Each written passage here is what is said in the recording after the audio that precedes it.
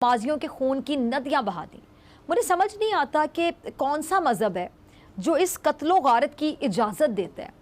वज़ीर-ए-आज़म इमरान खान साहब ने इस धमाके की मजम्मत की, रिपोर्ट भी तलब की और उन्होंने धमाके में ज़ख्मी होने वालों को फौरी इमदाद फराहम करने की हिदायत भी की है। वज़ीर दाखिला शेख रशीद साहब इस हमले को दुश्मन की साजिश करार दे रहे हैं और शेख रशीद साहब ने पेशावर धमाके की शदीद अल्फाज में मजम्मत करते हुए कहा कि पेशावर धमाके के हवाले से कोई थ्रेट अलर्ट भी जारी हुआ था और गैर मुल्की कुव्वतें पाकिस्तान का अमन तबाह करना चाहती हैं।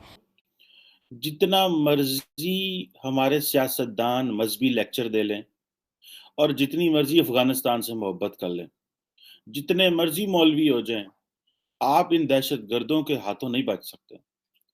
हमें तो ये पता चल रहा है कि हमारी दहशतगर्दों से जान नहीं छूट रही। तो अब दुनिया में कहाँ पे सुसाइड हमले होते हैं, मुझे बताएं ना। कहाँ पे होते हैं? क्या इंडिया में होते हैं, बांग्लादेश में होते हैं, श्रीलंका में होते हैं? कहाँ होते हैं सुसाइड? जय हिंद। स्वागत है आप सबका दी तथ्य न्यूज़ में। साथियों, जब से तालिबान सत्ता में आए हैं अफगानिस्तान की, तब से उनका साफ स्टैंड है कि हम अटक तक कब्जा करेंगे। हम तो जो है चाहे जिस हद तक जाना पड़े उस हद तक जाएंगे। हम दुरंड लाइन उखाड़ के फेंकेंगे, हम तो सब करेंगे। हमारा हिस्सा है, हमारा हिस्सा वापस करो। सब चीज़ उनकी तब से चली आ रही हैं। लेकिन क्योंकि पाकिस्तान की सरकार में भी और जनता में भी बहुत बड़ा आबादी ऐसी है जो इस चीज़ को मानती है कि नहीं, ये तो हमारे जो एकदम खून के रिश्ते से भी बड़ा रिश्ता जो है वो पाकिस्तानियों के बीच में और तालिबानियों के बीच में है। और दुनिया जहान की इतनी चीज़ें हैं जो जो पाकिस्तान चाहता है वो सब तालिबानी इनको फतेह करके देंगे। ये उम्मीदें थी, तो फतेह करके देंगे। कब देंगे कब नहीं देंगे वो तो बहुत दूर की बात है।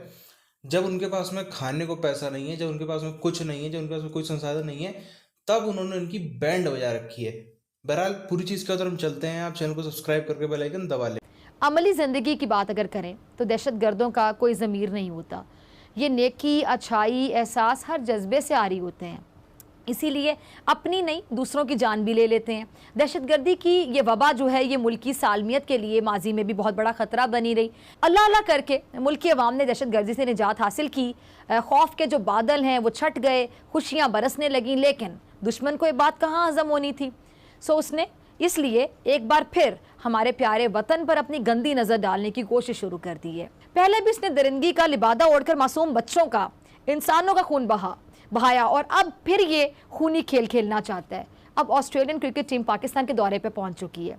अब ऐसे में पेशावर शहर को एक बार फिर से दहशतगर्दी के कांटों में लपेटने की कोशिश की गई और सानिया पेशावर का गम आज भी ताज़ा है। लेकिन आज दहशतगर्दों ने पेशावर शहर को एक और गहरा जख्म लगा दिया। पेशावर के किस्सा खानी बाजार के एक इलाके की जामे मस्जिद को निशाना बनाया गया। गाजियों के खून की नदियां बहा दी।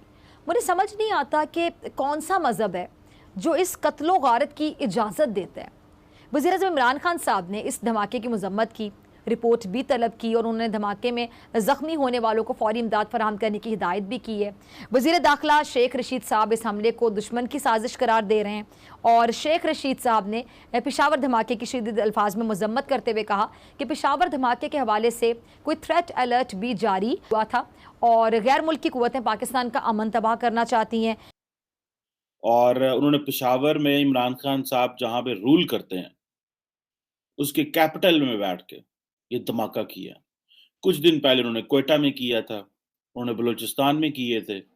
हमारा ध्यान है रूस, अमेरिका और चीन पे।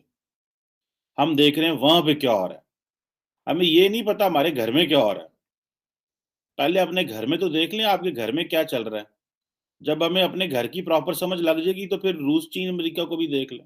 21 में सिर्फ 22 जो सेक्टेरियन रिलेटेड, यानी कि जो शिया सुन्नी किया जाता है, शियों को मारा जाता है। और पाकिस्तान में एक हिस्ट्री है माइनॉरिटीज को मारे जाने की, और हमेशा कभी वो बलूचिस्तान में होती थी और पेशावर में होती। लेकिन फिर ये अंदर कौन हो रहा है? क्या ये Islamic state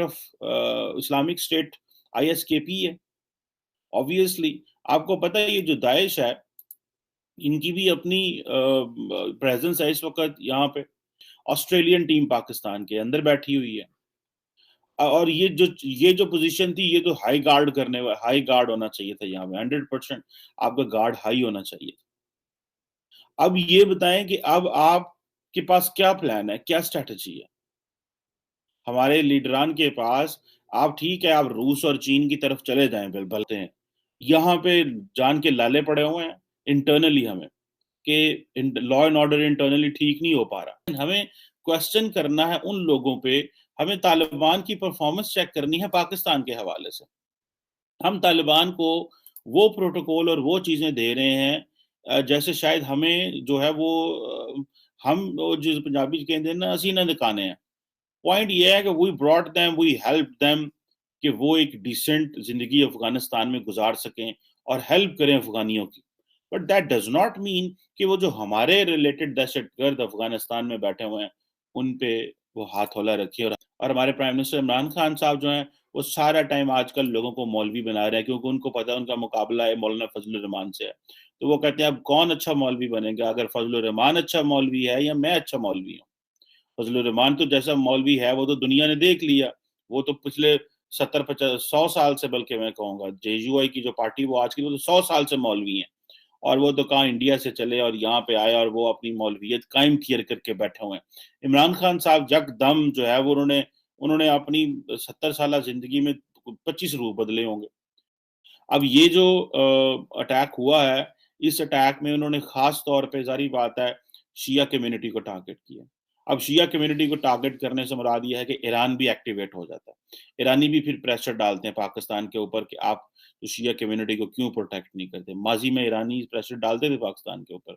so the point here is कि अगर शिया कम्युनिटी जो है, अगर आप उसको टारगेट करते हैं और they get isolated and they get targeted, और इनको तो आपने शिया कम्युनिटी को अच्छा भला दबाया हुआ है।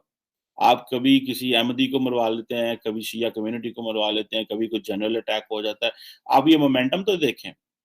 और हमने अभी, हमारे फौजियों ने वॉर की यूनिफॉर्म नहीं उतारे, और लेकिन हमारे सियासतदानों ने तो अपनी जो कैप्स पहनी हुई है वो तो सिर्फ इलेक्शन की कैप पहनी हुई है और सियासत की कैप पहनी हुई है।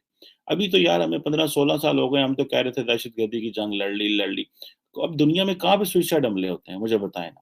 कहाँ पे होते हैं? क्या इंडिया में होते हैं, बांग्लादेश में होते हैं, श्रीलंका में होते हैं? कहाँ होते हैं सुइसाइड हमले? और कहाँ पे इस तरह के अटैक होते हैं? ये अफगानिस्तान, अभी तो अफगानिस्तान में भी नहीं हो रहे, फ्रैंकली स्पीकिंग। एक पाकिस्तान ही रह गया जहाँ पे ये सिर्फ सुइसाइड हमले हो रहे हैं। साथियों, जो आप देखो जैसे इनके यहाँ पे धमाका हुआ, सिया मस्जिद में धमाका हुआ, वो भी पेशावर की। अच्छा, जब से तालिबान सत्ता में आया है, एक तो हम देखें जितनी पूरी की पूरी डुरंड लाइन है, उससे पाकिस्तान की तरफ का जो तकरीबन 50-60 किलोमीटर का एरिया है, वो चाहे खैबर पख्तूनख्वा में हो के पीके में या फिर बलूचिस्तान में, हर हफ्ते 10 दिन में कोई ना कोई बम धमाका, कोई ना कोई मारपीट, कोई ना कोई लूटमार, कोई ना कोई टीटीपी का कुछ, कोई ना कोई कुछ ना कुछ, ये सब गतिविधियां को तालिबान अंजाम दे रहा है। इसके बावजूद भी ये जो पूरी की पूरी बेल्ट, जैसे हम बात करें 50-60 किलोमीटर की, ये तो सबसे ज़्यादा खतरे की बेल्ट है। उसके बाद आप देखो, ये और भी कई काफ़ी जगह होते हैं, टूरिस्ट प्लेस होते हैं, जहाँ पर यदि हम देखें, जिसको भी करना था ये चीज़, जिसको भी करना था, ये लोग तो आरोप, सीधी सी बात है, एक ही देश पे उठा के लगा देते हैं। इनका तो एक ही काम है कि CIA, रॉ, मोसाद, फलाना ढिमकाना, जो जो नाम इन्होंने सुन रखे हैं कि ये कुछ बड़ी संस्थाओं के नाम है, CIA हो, रॉ हो, मोसाद हो, सबको कर दो। वो ये नहीं देखेंगे कि इस समय कहाँ अमेरिका अलग ब्लॉक में चल रहा है, अभी जो रशिया वाला पर्सपेक्टिव उस पर इंडिया अलग तरीके से सोच रहा है, सबका अलग चल रहा है। लेकिन नहीं, पाकिस्तान दुनिया का वो बेताज बादशाह है जिसको हराने के लिए, जो इस समय जिनकी नहीं बन रही होती, ये हो सकता है अमेरिका और चाइना को भी एक साथ मिला के कहते हैं कि उन दोनों ने मिलकर हमारे ऊपर हमला किया है। सिर्फ ये लोग पीके और जादू का नाम लेने से बच रहे हैं, वरना उनका भी नाम ले डालें कि वो लोग भी हिंदुस्तान में उतरे थे, उनका स्पेसशिप भी हिंदुस्तान में लैंड किया था। इस वजह से वो भी मोदी के खुफिया एजेंट हैं, वो भी रॉ के खुफिया एजेंट हैं, और वो भी पाकिस्तान के खिलाफ प्लानिंग कर रहे हैं। अच्छा, जो हम बात कर रहे थे कि पाकिस्तान में कितने ही सारे क्राउडेड प्लेस हैं, मार्केट हो, ये हो, वो हो, स्टेट पार्क हो, इतनी सब चीज़ें हैं। यही चीज़ क्यों टारगेट करी गई? वो भी एक खास कम्युनिटी की ही जो रिलीजियस प्लेस है उसको क्यों टारगेट किया गया?